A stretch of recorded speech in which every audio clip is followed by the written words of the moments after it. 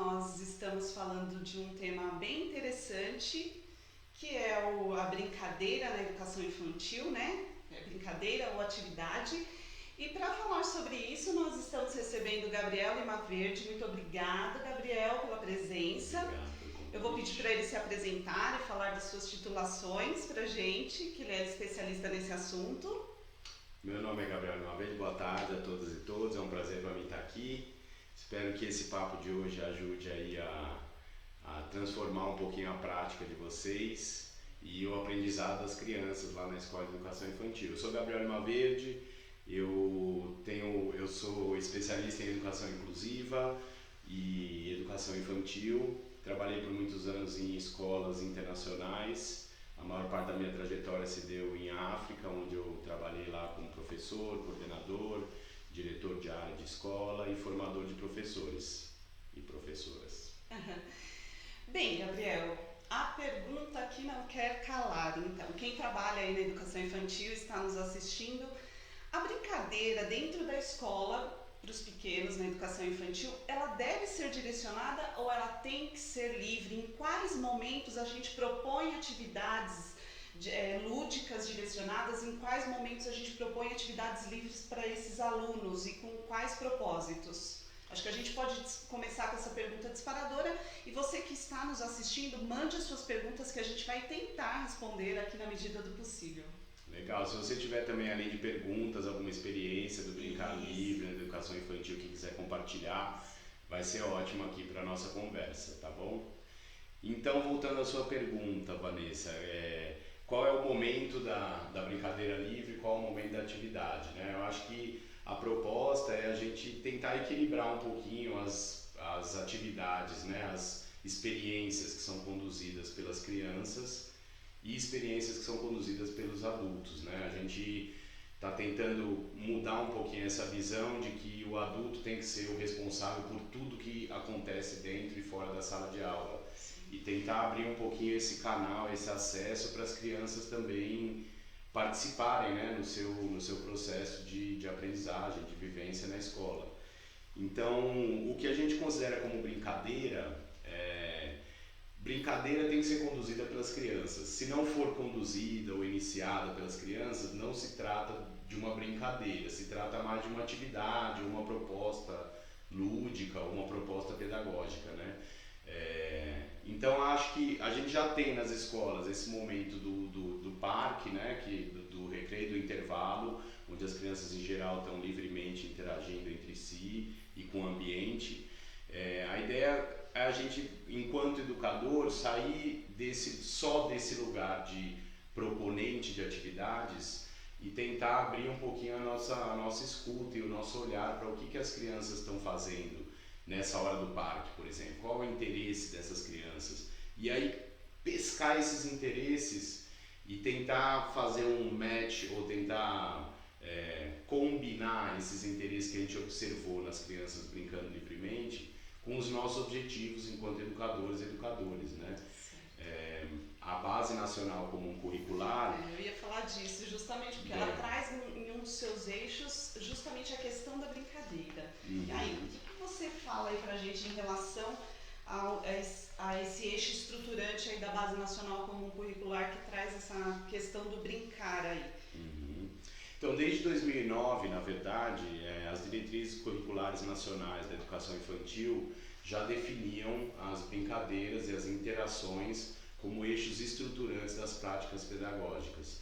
A Base Nacional, do ano passado, adotou essa mesma filosofia, né, que estava lá nas diretrizes nacionais curriculares e colocou e manteve as brincadeiras e as interações como eixos estruturantes.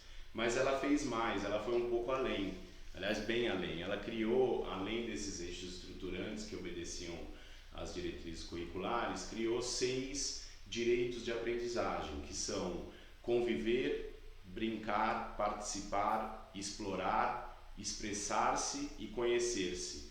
Esses 6 direitos eles estão bem detalhadamente explicados no artigo da Edneia, que está lá no blog da Elos. E a Edneia argumenta que esses 6 direitos, o brincar sozinho engloba todos esses direitos. Então, Se a gente garantir que haja espaço de brincar nas escolas, a gente já está garantindo, já está honrando com esses 6 direitos das crianças, né?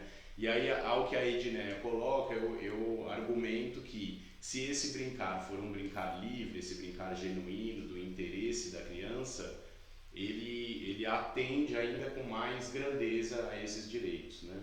Então a base criou esses eixos estruturantes, que são as interações e o brincar, criou os direitos de aprendizagem, que são esses 6 que a gente falou agora, e criou um pouquinho os campos de experiência, que são também acho que 6.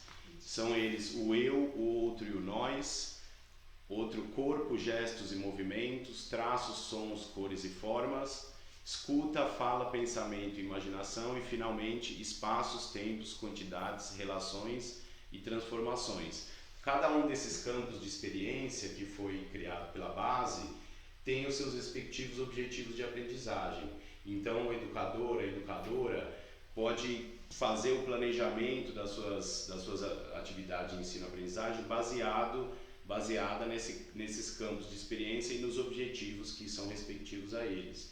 Mais uma vez, se o brincar estiver, se houver momentos garantidos de brincar no âmbito da escola, ele também engloba ou abraça esses campos de experiência também. Veja bem, não estamos falando que é para deixar a escola só, as crianças brincarem livre o tempo todo. A ideia é a gente mudar um pouquinho esse paradigma de que o adulto é que é o responsável por conduzir todas as atividades, né? Então, o que eu gostaria de mostrar aqui é que a gente permitindo esse brincar, equilibrando um pouco mais o brincar livre, que é o que a criança propõe, o que a criança faz, da maneira como ela quer, com atividades mais estruturadas pelo educador. Eu acho que os campos de experiência, eles ficam nesse meio termo, eles são abraçados tanto pelas atividades estruturadas quanto pelas brincadeiras espontâneas das crianças.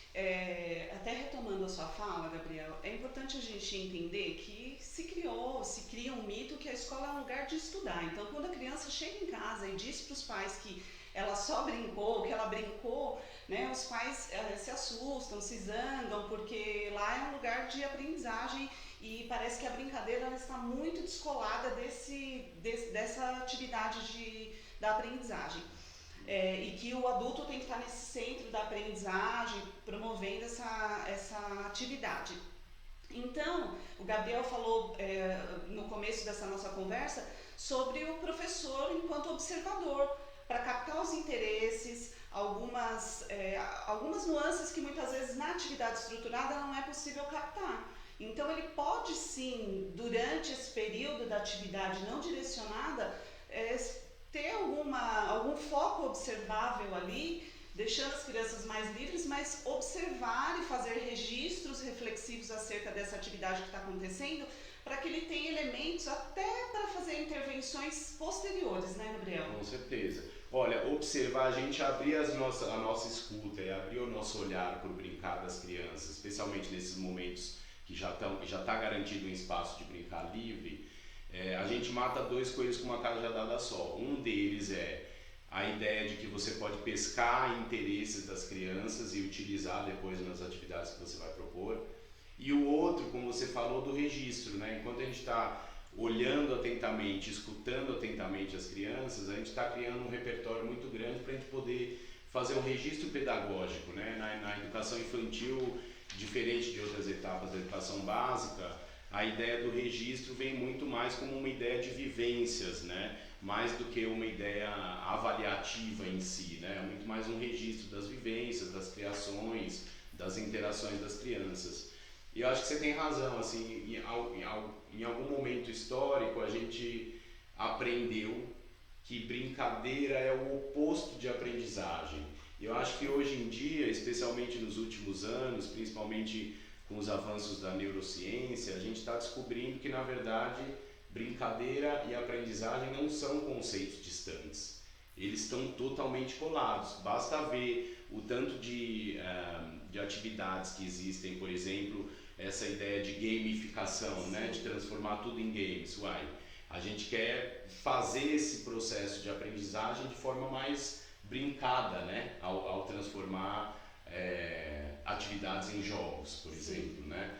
E então eu acho que a gente tem que confiar. Eu acho que a brincadeira, especialmente a brincadeira livre, espontânea, ela traz grandes benefícios, né? Eu acho que para além da questão em si da criança tá buscando seu espaço, tá aprendendo a mexer com o mundo da sua própria forma, tá experimentando, tem toda uma questão do desenvolvimento cerebral, né? Enquanto a criança pode tomar iniciativa. Social, né? E social também, né? De interagir com os demais. Se a criança está a todo momento fazendo brincadeiras ou fazendo atividades nas quais ela está seguindo regras ou obedecendo uma instrução, ela não tem a oportunidade de desenvolver a sua própria iniciativa. Sim. Então, na brincadeira também a criança é capaz de descobrir os seus próprios limites, né? Então, ela vê ali, está jogando um futebol, vê que tem um colega que é mais velho, poxa, aqui tem uma coisa, ou está subindo numa árvore, vê que ficou muito alto, né? Muitas vezes antes da criança descobrir o seu limite, a gente já vai lá e fala, não, isso é perigoso. Enquanto se deixasse um segundinho a mais, a criança mesma ia conseguir descobrir isso, ia ser uma grande vantagem para o desenvolvimento dela, né?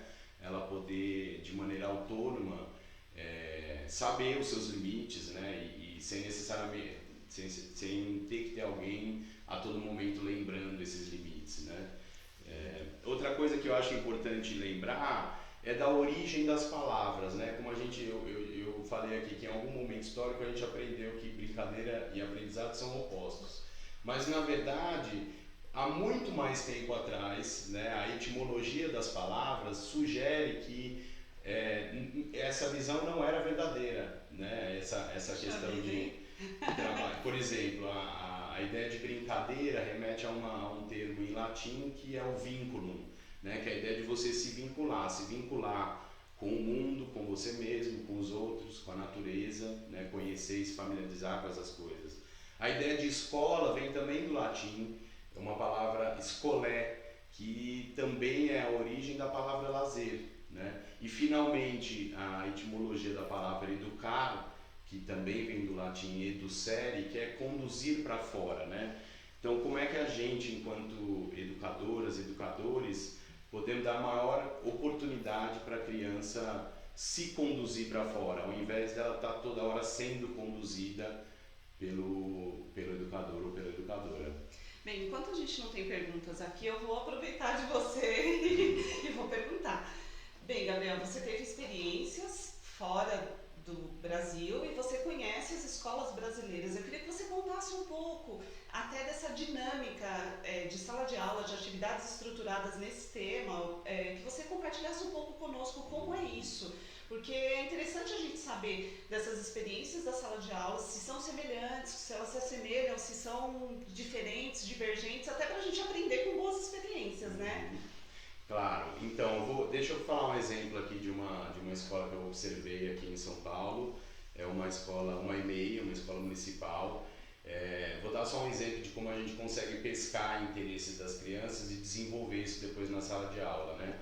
Então, a educadora de uma sala de aula, estavam as crianças lá no parque, ela observou uma muvuca ali de criança, um bolo de criança, uma empolgação muito grande, e foi ver o que estava acontecendo. Estava todo mundo concentrado numa coisinha, acho que pendurada na parede. Aí, quando ela chegou, percebeu que aquele monte de crianças estavam observando uma aranha. A aranha estava construindo a sua teia e as crianças estavam observando, assim, totalmente encantadas com aquele movimento.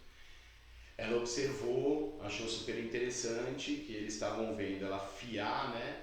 E aí no dia seguinte, o que ela fez? Ela arrumou pedaço de fio, pedaço de corda, pedaço de barbante, fez uma caixa de coisas que remetiam, né, a essa ideia de fiar. Sim. E simplesmente no dia seguinte espalhou pela sala. Então quando as crianças chegaram, elas apanharam ali uma série de elementos, de materialidades que se relacionavam com aquilo que elas demonstraram interesse antes. Automaticamente, e é de se esperar, né, as crianças imediatamente começaram a interagir com os materiais. Então é que eu digo que não necessariamente precisa o educador estar sempre conduzindo, porque a professora ela foi sagaz, ela simplesmente disponibilizou os materiais, ela não, convidou os alunos a interagirem com eles. Isso foi uma iniciativa das próprias crianças, né?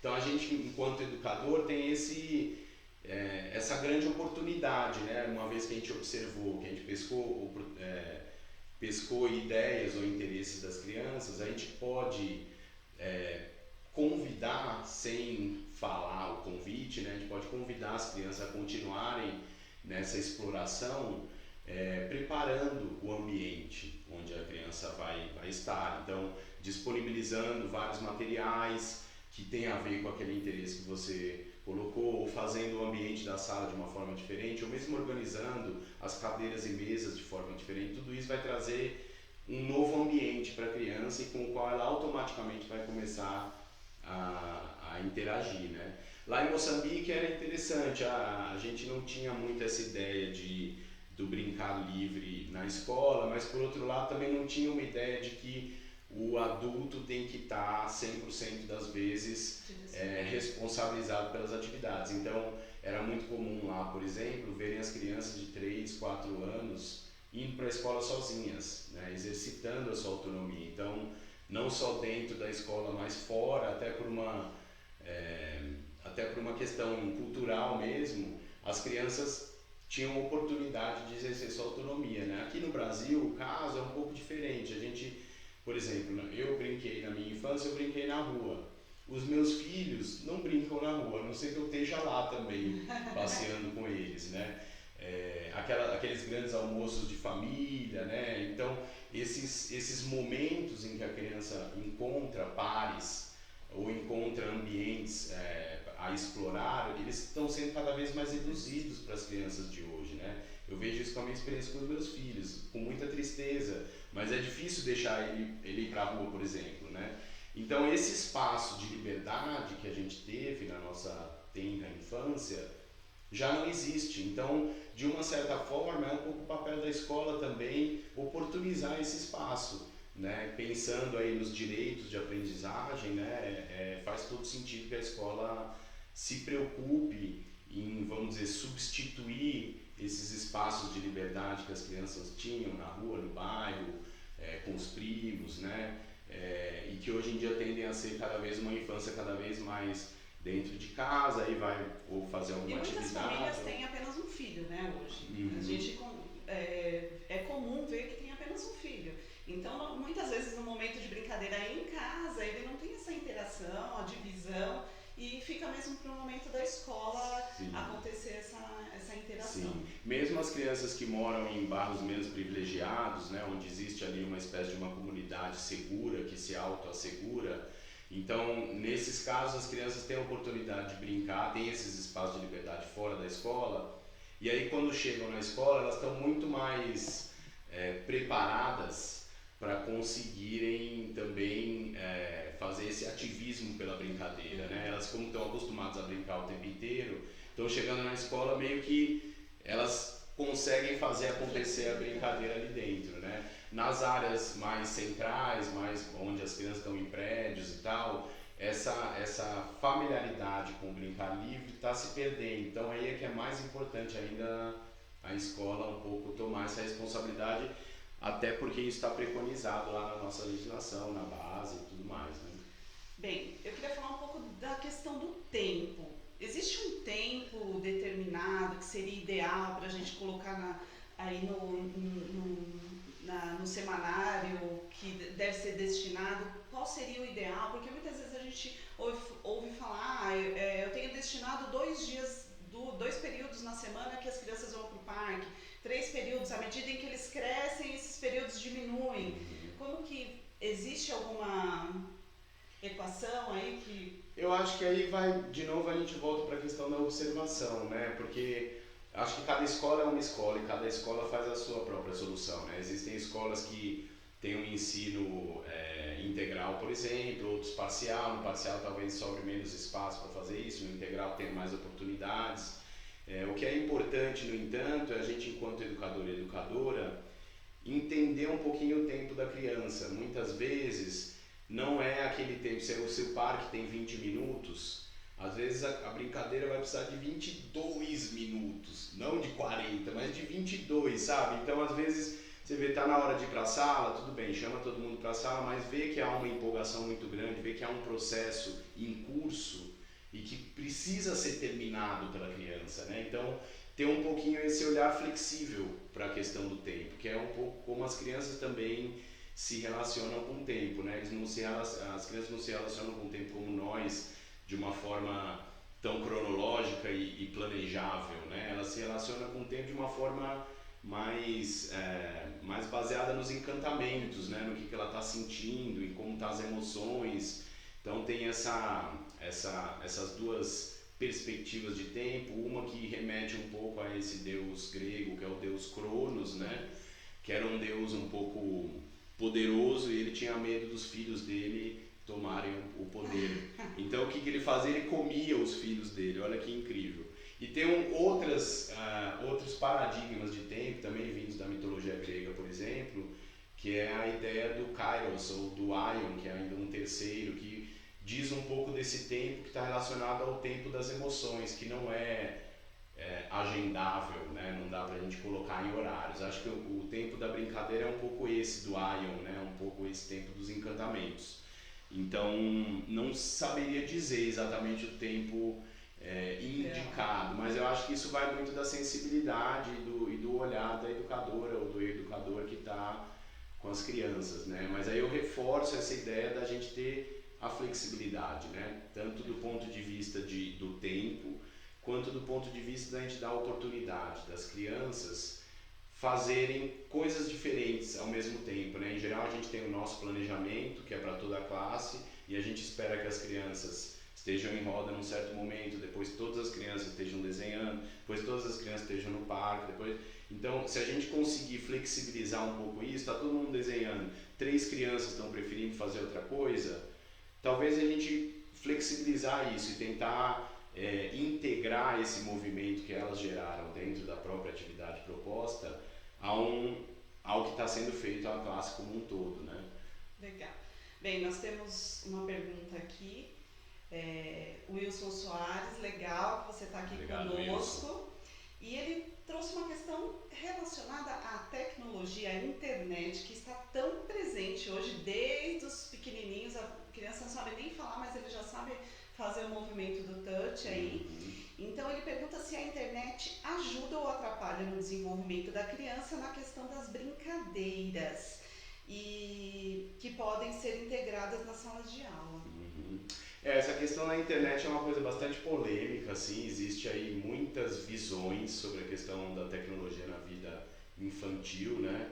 Tem, por exemplo, a Associação de Psicologia Americana, tentou fazer manuais, né, de quantas horas as crianças, até era assim, acho que de 0 a 2 anos não podia nada, de 2 a 4 anos podia 2 horas, alguma coisa assim. Aí quando eles soltaram esse guia, muita gente criticou porque não havia pesquisa ainda suficiente que provasse a efetividade desses horários, né? O que eu acho importante a gente ver em relação, especialmente em relação às telas, né, é que as telas, diferente de um ambiente ou de um lugar onde se possa brincar livremente, tudo o que pode acontecer na tela, num jogo ou num vídeo, tudo já está pronto. Então, quando eu vou jogar um jogo, todas as possibilidades do jogo já foram pensadas por quem fez o jogo, né? Então, a criança ela não tem realmente uma oportunidade de explorar e de achar novos caminhos, como ela teria no mundo real, né? Não sei se vocês não tiveram ainda a oportunidade de ler um livro de um autor chileno chamado Javier Naranjo, em que ele perguntou para as crianças da sua sala de aula o que significa as coisas. Então ele perguntou o que significa mãe. E aí ele dá lá, 5 definições das crianças para cada uma dessas palavras. A partir daí a gente vê o quanto de inovação que as crianças podem produzir nesse mundo nosso, né? O quanto de transformações, né? A mesma coisa se você vê um escorregador. O escorregador num parque de diversões, por exemplo. O escorregador foi feito por um engenheiro que calculou tudo ali para a criança fazer o quê? Subir na escadinha e escorregar pelo escorregador. Agora, basta você ficar 5 minutos num parque de diversão para você ver os milhares de outros usos que as crianças podem criar para o escorregador, né? Então, Nesse sentido, há uma perda, porque não existe muita oportunidade da criança criar novidades, né? Criar transformações no mundo, né? Uma outra questão que também vale a pena falar sobre telas é a questão do não corpo, né? Dessa infância sem corpo, né? Porque a tela ela pede para você mexer os seus olhos, um monte de coisa no seu cérebro e 2 dedos talvez da sua mão. Quer dizer, o corpo está fora da jogada, né? Existem alguns aplicativos que são super pensados para tentar falar para a criança, oh, se você conseguir fazer isso no jogo, faça isso com o seu corpo, sabe? Mas mesmo assim não é aquele engajamento profundo e inteiro, né, da criança com o seu próprio corpo. Então isso eu acho que falta pesquisa para a gente saber direitinho qual é o impacto disso, mas eu acho que sem dúvida a gente como educador, a gente quer um desenvolvimento integral da criança, né, especialmente na educação infantil, a importância desse conhecer do corpo, né, dos bebezinhos que começam a engatinhar, depois levantam, depois falam, né, tem todo esse processo corporal que garante um desenvolvimento saudável do cérebro, né? Então a gente desincentivar essa experiência corporal por incentivar uma experiência que limite somente na tela é arriscado, é no mínimo arriscado.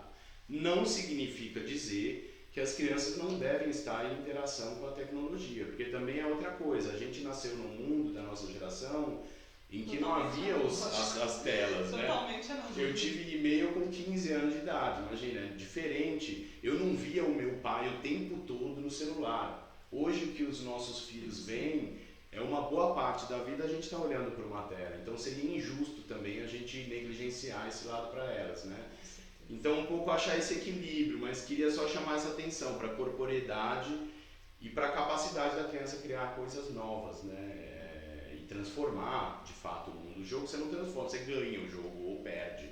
Você não transforma a maneira como o jogo foi construída, né? É diferente do mundo. Se você coloca a criança para interagir com o mundo, com a cidade, com o território, com a natureza, ela está se transformando e transformando esse mundo ao mesmo tempo, né? Poxa vida, gente, é tão legal esse tema. O Gabriel entende tanto que a gente ficaria aqui horas escutando ele falar da experiência dele. Essa conversa não acaba aqui porque o texto dele está no blog da Elos Educacional, então se você tem interesse, acesse o nosso blog, vai lá, leia o texto na íntegra. E agora a gente está caminhando aqui para o final e eu vou pedir para o Gabriel fazer um fechamento e dar dicas de leitura para você que se interessou aí pelo tema. E vamos lá, Gabriel. Legal. Se você tiver algumas dicas para... Massa. Ó, a primeira dica que eu quero dar para vocês é de vocês verem um filme chamado Território do Brincar, ou irem lá no site desse projeto, que tem uma série de mini-filmes também, que mostra a riqueza e a beleza do brincar livre na infância, né? Então, depois que eu assisti esse filme, eu comecei a ver o brincar livre de uma forma diferente. Na minha cabeça, o conceito de aprendizagem e brincadeira livre se aproximaram muito, né? Então eu quero super recomendar esse projeto para vocês e as imagens que dá para ver a partir dali. Existe esse livro do Javier Naranjo, que é um livro genial também. A lição de casa número 1 para vocês é ler a Base Nacional Curricular Comum para a Educação Infantil, que tem um texto super gostoso de ler. É um pouquinho isso que a gente falou aqui dos direitos, dos campos de aprendizagem. E se você lê a base, você vai perceber que você, enquanto educador e educadora, tem muito mais liberdade para, por exemplo, dar mais tempo livre para as crianças ou para fazer outras atividades, né? Do que a gente pensa às vezes, né? E aí eu só queria comentar uma outra coisa, talvez, não sei quem está ouvindo a gente, mas talvez quem está ouvindo a gente está trabalhando numa escola onde não haja assim uma grande oferta de materiais ou de equipamentos, ou onde não haja uma área aberta para as crianças brincarem, onde não haja uma árvore, né? Há escolas da educação infantil, infelizmente, que não tem uma área aberta, né? Se esse é o seu caso, educador, educadora, isso não é um impeditivo para você, ainda assim, dar acesso às crianças ao brincar livre, né? Então, em relação aos materiais e equipamentos, por exemplo, se lhe faltarem, serve de tudo. Casca de árvore, folha de árvore, sucata, né? Com cuidado, é claro, de higienizar as coisas que estiverem um pouquinho mais sujas, mas principalmente materiais da natureza, podem enriquecer muito a experiência das crianças, né? Às vezes a gente fica esperando aqueles brinquedos, são todos feitos de plástico ou de EVA, e esquece que logo do outro lado da rua tem uma árvore que ontem floriu e que a gente poderia levar essas flores para o meio da sala de aula e ver como é que as crianças reagiriam, né? Em relação ao espaço, que é limitado, né? A escola não se limita aos muros dela, né? Então, a gente pode levar as crianças para passeios, né? Junta lá um coordenador seu, pede autorização para os pais, passeia com as crianças, vai para um parque na cidade, vai para um lugar, né? E deixa as crianças interagirem com esse ambiente, né? Então, acho que não é uma questão de espaço ou condições ou recursos, né? É uma questão da atitude nossa mesmo e um pouco dessa confiança que a gente tem que acreditar, né? De que o brincar traz aprendizado, né? Ele não é feito pela criança com esse objetivo. A criança não fala, peraí, deixa eu aprender a jogar isso aqui, então vou brincar, né? Mas para nós que queremos ver as crianças se desenvolvendo, a gente pode observar o crescimento e o aprendizado delas através do brincar livre também. Legal, então você professora, a partir de amanhã comece a estruturar isso dentro das suas aulas, e você que é gestor, coordenador pedagógico, diretor, pense em informações para a sua equipe com esse foco, com esse enfoque, e comece lendo o texto do Gabriel que está lá no nosso blog. Eu agradeço você, Gabriel, por tanta aprendizagem, por essa conversa gostosa. Eu agradeço a todos vocês que estiveram nos assistindo. O vídeo fica disponível no nosso Facebook e no nosso canal do YouTube. E até a próxima. Um abraço.